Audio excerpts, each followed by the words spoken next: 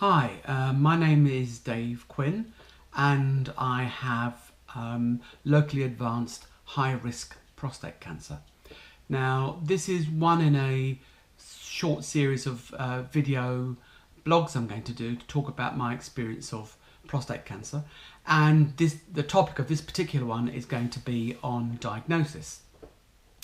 Okay, so about 3 months ago, I went for a Wellman check, and as just a part of that, I asked for a DRE, a digital rectal examination, and my GP did it. I took bloods and other things, which all came back fine. But he felt that my prostate was slightly hard, although it was small, and he suggested that I have a PSA. And that's a blood test, and it picks up on secretions from the prostate. So I was a bit nervous about it, went away, but didn't think much more about it. And I got a call from the GP surgery on the Monday saying, could I come in and speak to the GP? I knew what it was. I realised that my PSA was going to be high, well, elevated. So I've got a mate that's got this, and his PSA was about sort of 6. So I was thinking, oh, bloody hell, it's going to be above 4, which is 0 to 4 is sort of normal range, I understand. Anyway, it came back as 27, which was high. Didn't really understand what 27 meant, really. And my GP was lovely, and he said, yeah, don't worry about it. There's plenty of reasons why PSA is elevated. It doesn't necessarily mean anything, but I think we should get you checked out. So at that point, getting a bit scared, a bit nervous, a bit worried. And I was asked to go in and see the Department of Urology. So I went in, and it was in the Charles Renton Cancer Centre. At that point, getting more scared. It's like, oh, bloody hell.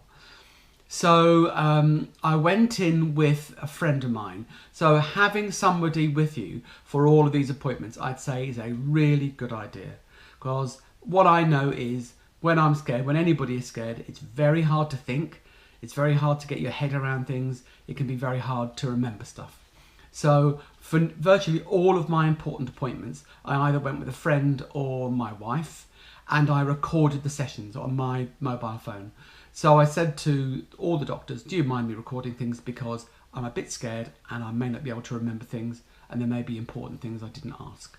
So, and being able to play it back to my wife later, really, really helpful. Clarifies what was agreed, what was said, because it's very easy to misperceive things.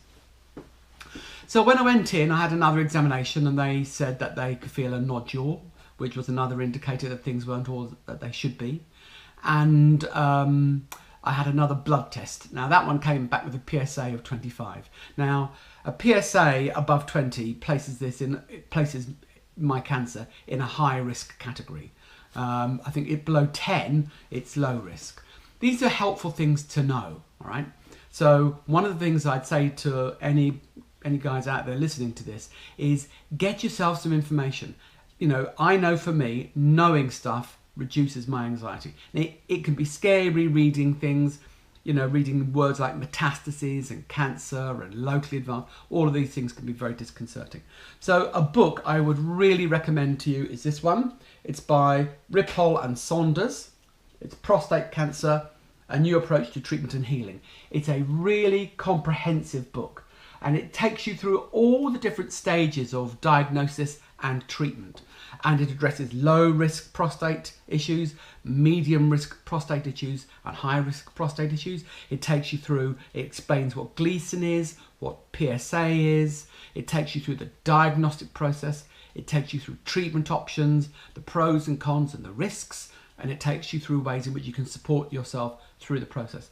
So that's a really, really top read of all the books that I've come across. That has been probably the most important. Because what I have heard from different doctors is different estimates of risk. And what I've come to realise is some of them are better informed than others.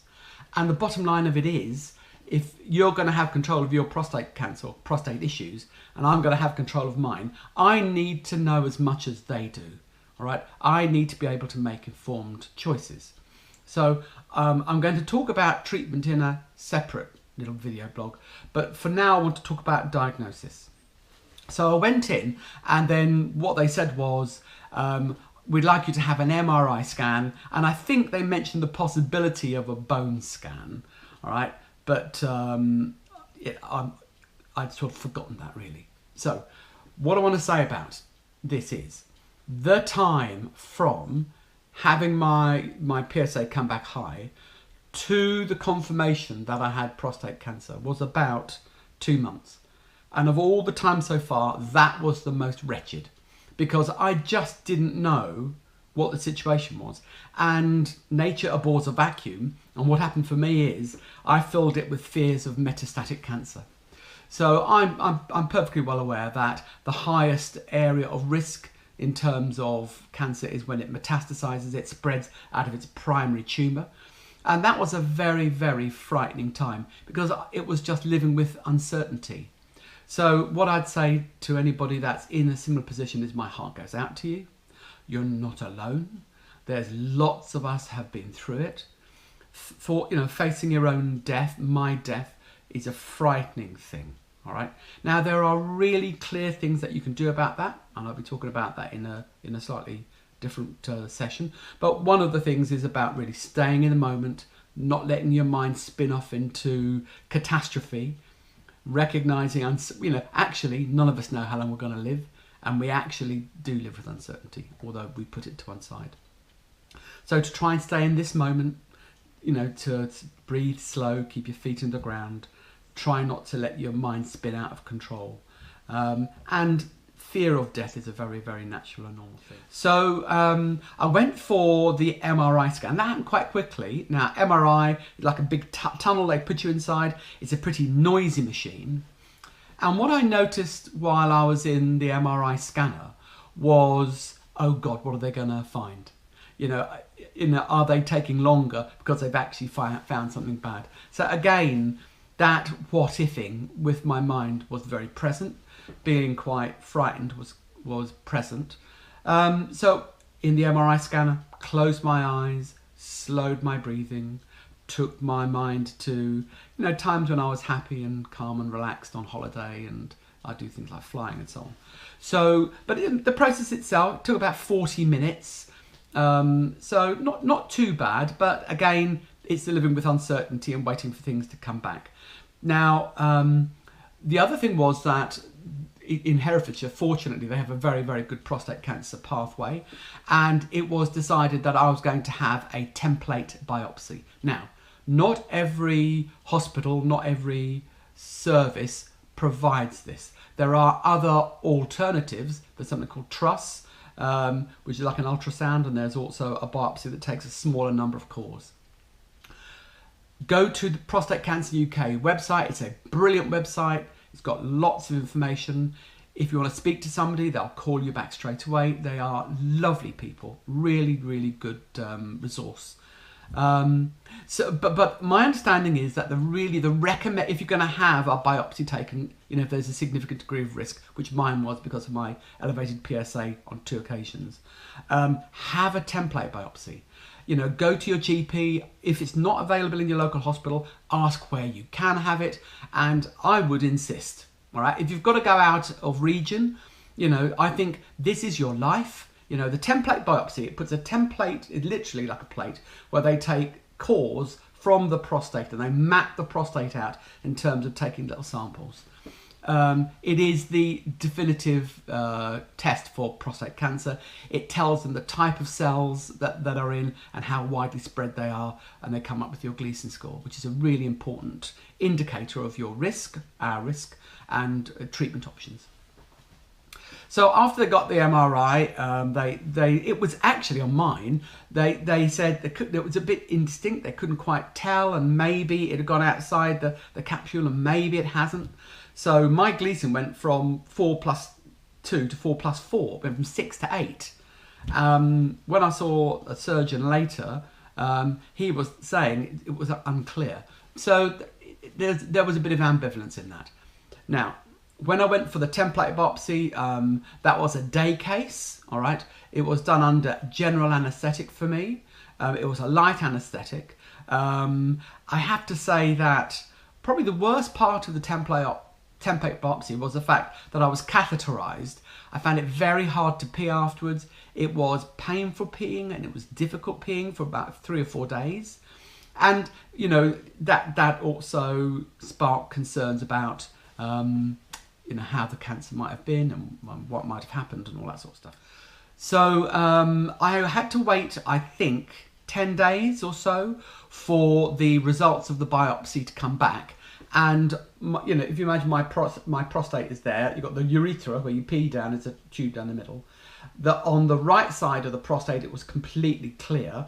On the left side of the prostate, 11 of the cores were positive for moderately aggressive cancer.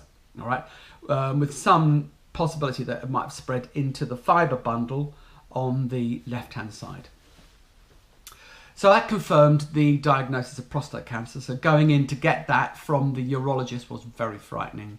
It wasn't surprising for my wife and I, but it was like a bit of a body shock. So be prepared for that, you know, give yourself a bit of a break about that. So the recommended treatment for me was radiotherapy and hormone therapy. Again, I'll talk about the treatments in a bit. But I hadn't even seen an oncologist, and surgery was ruled out. So actually, my wife and I paid to have a private consultation with a surgeon and a private consultation with an oncologist. And I have to say, best money I ever spent. It cost me about 250 quid. But it actually gave me really intelligent, informed information about my high-risk prostate cancer and the treatment options and associated risks. I would not just go and see a surgeon. And actually, I saw a fantastic surgeon up in Birmingham, a Mr. Doherty, and he recommended that I go and see an oncologist. So initially saw Dr. Al-Madir in Birmingham, smashing bloke, extremely knowledgeable, in the Birmingham Prostate Clinic, and he gave me lots of helpful information. Now, he did say I had a very high-risk cancer because of my high Gleason score, my high PSA, and the fact that there may be some extra capsular spread. And he said, in those circumstances, you really want to be hitting it aggressively. And he gave me sort of a variety of options, but also helped me understand the ups and downsides of the different treatment options. Now, I got a call out of the blue. This is after the MRI, but before the template biopsy, to say you need a bone scan. Well, because I hadn't really been, it had been mentioned in the initial consult, but then I thought, oh Christ, you know, I mean, they're looking for bone metastases. Again, very frightening time because, you know, it just puts the worst fear in front of me. So they said it might take about 20 minutes. So, and basically it's a scanner that comes right over your nose, literally about a centimetre from your nose. So that could be very disconcerting, particularly if you've got a bit of claustrophobia. So again, just closed my eyes, did a quiet, silent meditation, slowed my breathing. Actually, in my case, I was very lucky. The bone scan came back as clear. The MRI scan came back as clear as well. So on the MRI scan, they can tell whether there's evidence for any metastatic spread in terms of the lymph nodes. So that's another reason why an MRI is a really important test to get if you've got a diagnosis of prostate cancer. Okay, the other thing is that when I saw Mr. Al-Madir in Birmingham, he told me as a standard part of their protocol, they do a whole body CT scan to check for metastatic spread. Now, because there was no evidence of involvement of my lymph nodes on MRI scan, and because it was broadly still localised, there's no evidence of spread. In Herefordshire, they said a CT scan is not part of their pathway. So I actually paid for a private one at the Priory in Cheltenham, and that cost me nearly £1,000. I asked them why for a CT scan cost so much, and they told me A, it has a contrast, they inject something into your vein, as well as, you know, it's the whole body. So I've got a copy of it. It's really, really comprehensive scan. Again, bit, you know, frightening. You know, are they going to pick up on metastases? If they do, what does it mean? So, you know, a 2-week wait for the histopathology or the radiologist to do the report. In my case, thankfully, there's no evidence of metastatic spread, but at least if there is, you know where it is, and I can do something about it then. I can begin to look at treatment options and possibilities. So I'm pretty much at the end of the diagnostic pathway now. So it started with PSA, that was blood tests, which I've had repeated, and hopefully now I'm on hormones, the PSA is going down. So that was injection. Digital rectal examination, that's somebody putting their finger at your bum. It sounds a bit disconcerting, but if you just relax and breathe, it's okay. Women have to go through much worse all the time. So, thumbs up to the sisters on that. So it's not too bad, and it's worth getting done. Then you'll get sent to the urologist, Department of Urology probably, where they might do another digital rectal examination, and they will then begin to start the pathway. Now, something you need to know, guys, is that there was a document published by the NHS in this year. This is 2018, I think it was April, in which they described the prostate cancer pathway, which is fast. You should get your full diagnosis within a matter of weeks. So go on the NHS website, look at that document. You know, if you feel you're not getting properly served, advocate for yourselves or have somebody advocate for you. All right, insist that you get the service that you need. You do not want to be waiting around with this. You want to get treatment started as soon as possible. So for me, that was an MRI scan and a bone scan. All right. And then I went on and had a template biopsy. My understanding is that is, you know, a gold standard pathway, and I would say to anybody who's going through this, you know, if you need a biopsy, that's what you want to ask for. MRI scan, bone scan if needed, and a template biopsy. All right. Okay. I also had a whole body CT scan. Now, generally speaking, they tend to talk about that in some places where there's evidence of spread. But if you really want to put your mind at rest, push hard for it. They would not provide it in my local service. I had to pay for it. It cost me 900 quid. All right, that's up to you. But I have to say it was reassuring to know that there was a metastatic spread. And if there was metastatic spread, at least I know it. It gives me some agency over the process. Okay, so from now on, I'm going to, because I'm on hormone treatment, I'm going to be monitored regularly on that. And I'm going to have periodic PSA bloods taken. But in terms of the diagnosis, that was my process.